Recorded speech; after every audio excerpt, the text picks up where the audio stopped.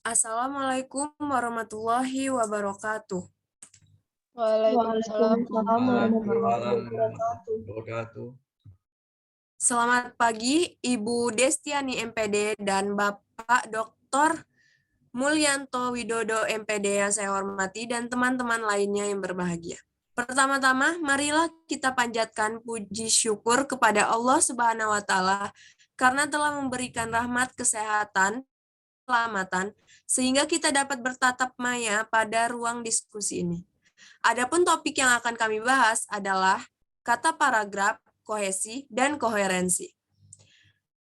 Baik, pertama, perkenalkan nama saya Umu Darda Azhara, NPM 2113053214, yang akan bertugas sebagai moderator pada hari ini. Saya akan membimbing jalannya diskusi ini. Adapun anggota kelompok saya yaitu Alifa Puji Astuti dengan NPM 2113053173, Vinka Frisilia, NPM 2153053025, Adinda Ramadina, NPM 21130536, Lisa Arianti, 2113053083, dan yang terakhir, Yoga Ananta, NPM 2113053002. Baik teman-teman, selanjutnya adalah penyampaian dan penyajian materi. Saya persilakan untuk Vinka Priscilia membaca.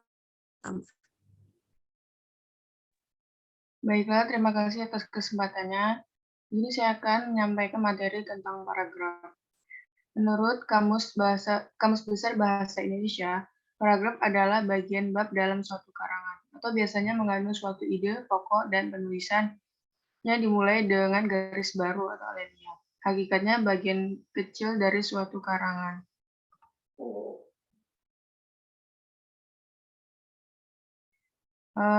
Kemudian pengertian paragraf menurut para ahli. Arifin dan S. Amran Tasai. Pengertian paragraf yaitu seperangkat kalimat yang membahas suatu gagasan atau topik utama.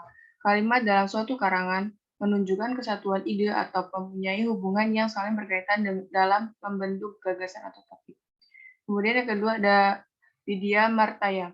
Pengertian paragraf adalah karangan yang terbentuk dari satu atau lebih pada suatu kalimat yang saling berkaitan dan mempunyai satu kalimat utama yang menjiwai seluruh karangan.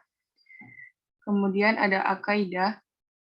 Pengertian paragraf adalah inti penuangan ide atau gagasan dalam sebuah karangan. Di dalam paragraf terkandung satu unit ide pokok atau gagasan yang didukung oleh seluruh kalimat dalam karangan di suatu paragraf. Kalimat tersebut baik berupa dari kalimat pengenal, kalimat penjelas, maupun kalimat penutup. Kemudian ada dari Parera, pengertian paragraf adalah satu model karangan yang paling kecil susunannya dalam sebuah karangan bebas atau karya ilmiah.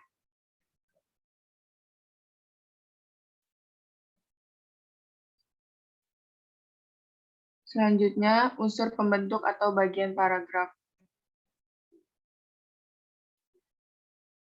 Yang pertama ada kalimat topik.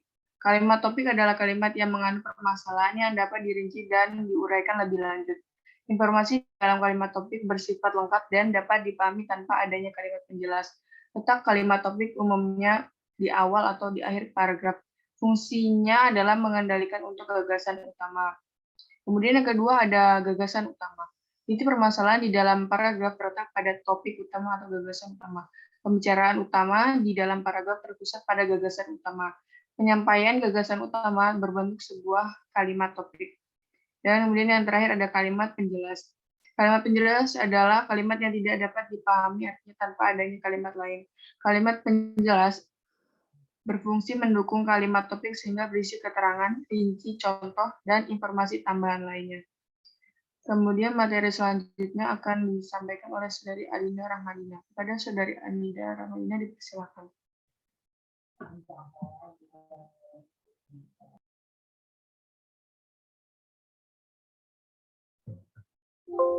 Baik, terima kasih Saudari Pinka atas kesempatan yang telah diberikan kepada saya.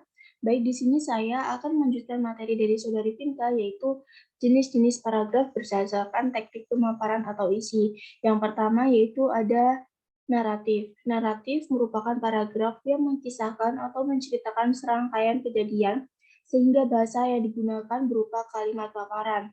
Yang kedua yaitu ada paragraf deskriptif. Paragraf ini menggambarkan sejelas-jelasnya suatu objek, tempat, atau peristiwa sehingga penulis menggunakan kalimat yang singkat, padat, dan jelas.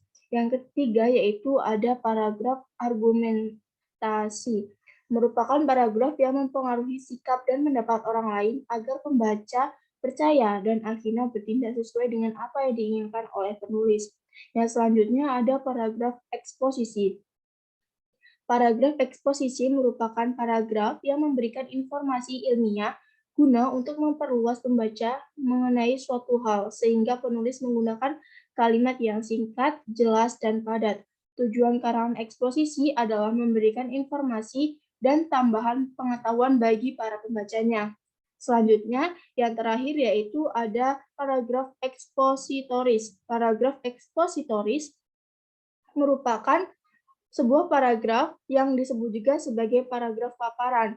Penulisan paragraf ekspositoris ditujukan untuk menampilkan atau memaparkan sesuatu objek tertentu yang hendak dituliskan. Paragraf ekspositoris hanya menyajikan satu unsur dari objek. Teknik pengembangan paragraf ekspositoris menggunakan analisis urutan kejadian ataupun analisis tata ruang. Baik, materi yang selanjutnya akan disampaikan oleh rekan saya, Saudari Umu Darda Ajara. Kepada Saudari Umu Darda Ajara, dipersilakan. Terima kasih Adinda. Materi selanjutnya akan saya bacakan. Jenis-jenis berdasarkan letak kalimat utama. Yang pertama, deduktif. Paragraf deduktif merupakan paragraf yang menempatkan ide dan gagasan pada awal kalimat atau paragraf.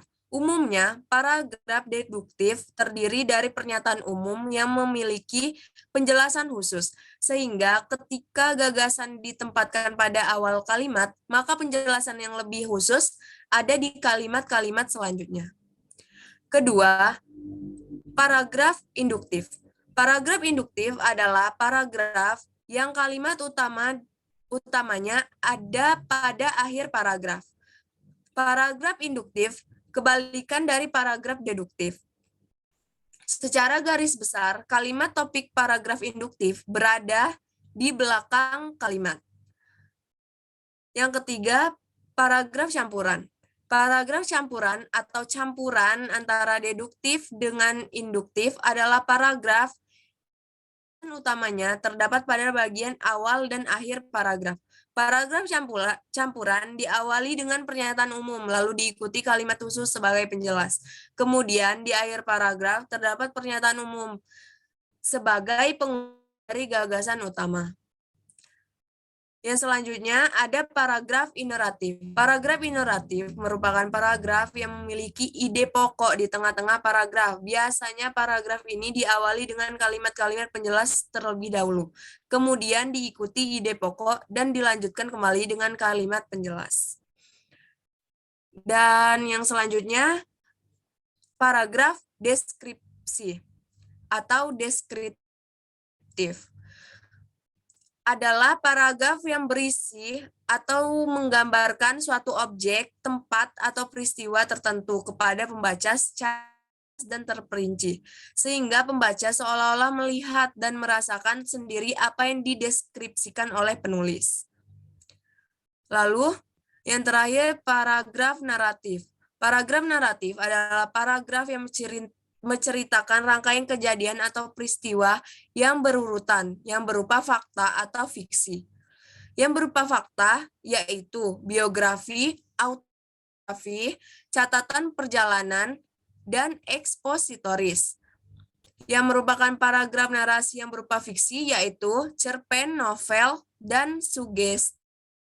Baik, materi selanjutnya akan dibacakan oleh Lisa Arianti. Baik, di sini saya akan membacakan materi yang selanjutnya, yaitu tentang kohesi. Kohesi adalah kesatuan bentuk yang secara struktural membentuk ikatan sintaktik dalam wacana. Kemudian, kohesi dibedakan menjadi dua. Yang pertama adalah kohesi gramatikal dan yang kedua kohesi leksikal. Kohesi gramatikal adalah relasi semantis antar unsur bahasa yang ditandai oleh alat gramatikal, yakni alat bahasa yang berkaitan dengan tata bahasa. Kohesi gramatikal dapat berwujud referensi, substitusi, elipsis, dan konjungsi. Yang pertama, berwujud referensi. Ini menekankan hubungan antara kata dan objeknya. Objek yang berada di luar teks mengindikasikan adanya referensi eksoforis, sedangkan objek yang berada di dalam teks menandakan adanya referensi endoforis. Kemudian yang kedua adalah substitusi. Substitusi umumnya digunakan untuk menghindari repetisi. Contoh kata dan frasa yang mewakili kohesi gramatikal substitusi adalah ini, itu, bawah, berikut, dan lain-lain. Berarti pada contoh sebelumnya, kata itu dan mereka juga dapat berdiri sebagai penanda substitusi. Lebih tepatnya, substitusi nominal. Yang selanjutnya adalah konjungsi atau kata sambung. Konjungsi atau kata sambung adalah bentuk atau satuan bahasa yang berfungsi sebagai penyambung, perangkai, atau penghubung kata dengan kata, frasa dengan frasa, klausa dengan klausa, kalimat dengan kalimat, bahkan paragraf dengan paragraf. Konjungsi disebut juga sarana perangkai unsur-unsur kewacanaan. Yang terakhir adalah elipsis atau penghilangan atau pelepasan. Adalah proses penghilangan kata atau satuan-satuan bahasa lain yang dapat dimunculkan kembali dalam pemahamannya. Tanda elipsis dipakai dalam kalimat yang terputus-putus. Misalnya, jika saudara setuju dengan harga ini, titik-titik, pembayarannya akan segera kami lakukan. Tanda elipsis dipakai untuk menunjukkan bahasa dalam suatu kalimat atau naskah ada bagian yang dihilangkan. Catatannya yang perlu kalian ingat ketika untuk mengetahui tanda elipsis, yang pertama, tanda elipsis didahului dan diikuti dengan spasi. Yang kedua, jika bagian yang dihilangkan mengakhiri sebuah kalimat, perlu dipakai 4 tanda titik, 3 tanda titik untuk menandai penghilangan teks, dan 1 tanda titik untuk menandai akhir kalimat. Tanda elipsis pada akhir kalimat tidak diikuti dengan spasi. Kemudian pembacaan materi yang selanjutnya akan dibacakan oleh Saudara Yoga Ananta. Baik, terima kasih Risa. Selanjutnya, saya akan membacakan materi selanjutnya. Kohesi leksikal. Kohesi leksikal adalah hubungan leksikal antara bagian-bagian wacana untuk mendapatkan keserasian struktur secara kohesif. Kohesi leksikal terbagi menjadi 4, yaitu sinonim, hiponim, kolokasi, dan ekuivalensi. 1. Sinonim. Sinonim adalah persamaan antara dua kata atau lebih yang membuat suatu kalimat menjadi menarik. Suatu kata yang bersinonim bisa jadi berbeda, tetapi memiliki makna yang serupa. Jika dilihat dari segi bahasa, penggunaan sinonim dapat membuat suatu kalimat menjadi lebih menarik sebab tidak banyak kata serupa yang diungkapkan berulang-ulang.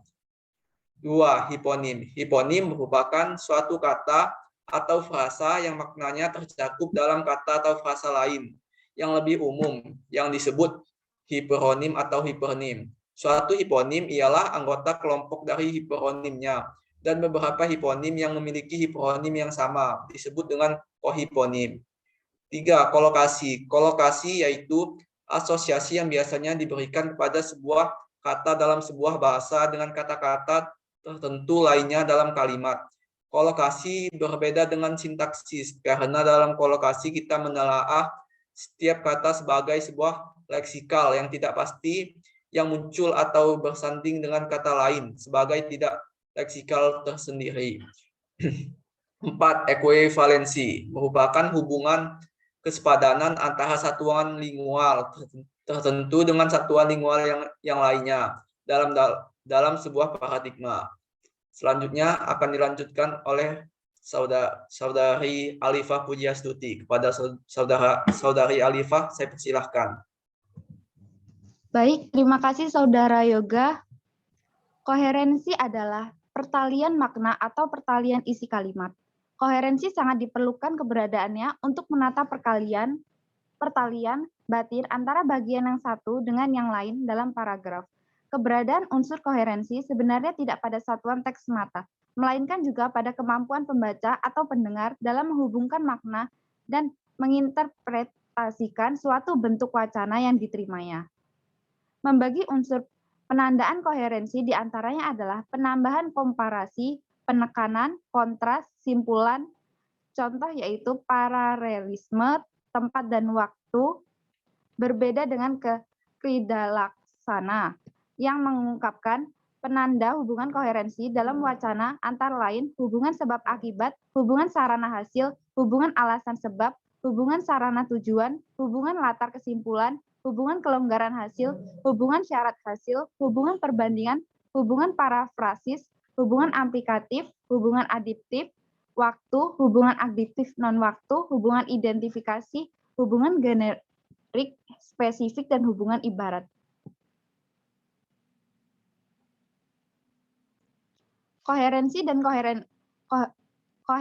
koherensi sebenarnya hampir sama karena pendekatan aspek koherensi juga merupakan pendekatan aspek koherensi. Demikian pula sebaliknya, namun keduanya memiliki perbedaan. Perbedaan keduanya terletak pada titik dukung terhadap struktur wacana, aspek yang mendukung keutuhan wacana dari dalam atau internal. Disebut aspek koherensi, sedangkan aspek yang mendukung keutuhan wacana dari luar atau eksternal disebut aspek koherensi. Kedua ini adalah tabel menggambarkan perbedaan dari keduanya. Terima kasih, saya kembalikan kepada moderator.